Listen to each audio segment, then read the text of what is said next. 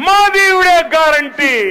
മോദിയുടെ ഗ്യാരണ്ടി മന്ത്രിസഭയിലെ ബാക്കിയുള്ളവരുടെ ഭാഗ്യം, നാട്ടുകാരുടെ പ്രാക്ക് കേൾക്കണ്ടല്ലോ. അന്നദാതാക്കളെ ശാക്തീകരിക്കും എന്നായിരുന്നു അധികാരത്തിൽ ഭരണ സമയത്തെ guarantee. National crime records bureau കണക്കനുസരിച്ച് 11,290 കർഷകരാണ് 2022 മാത്രം ആത്മഹത്യ ചെയ്തത്. ഇത് ഔദ്യോഗിക കണക്ക്.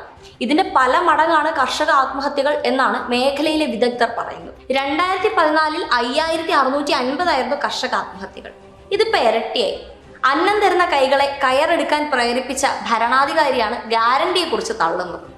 മനസ്സിന് നല്ല കട്ടി വേണം ഇങ്ങനെ തള്ളാൻ. മോദി പറയുന്ന അന്നദാതാക്കളാണ് മാസങ്ങളോളം തലസ്ഥാന അതിർത്തിയിൽ കൊടും തണുപ്പും ചൂടും സഹിച്ച് സമരം ചെയ്തു. 100-ലധികം കർഷകരാണ് സമര കേന്ദ്രങ്ങളിൽ രക്തസാക്ഷിയായത്. ഈ കർഷകരെ ആത്മഹത്യയിലേക്ക് തള്ളിവിട്ട ഈ ഗ്യാരണ്ടിയെ കുറിച്ച് ഇനിയും തള്ളാൻ തൊലിക്കട്ടി നല്ലോണം വേണം.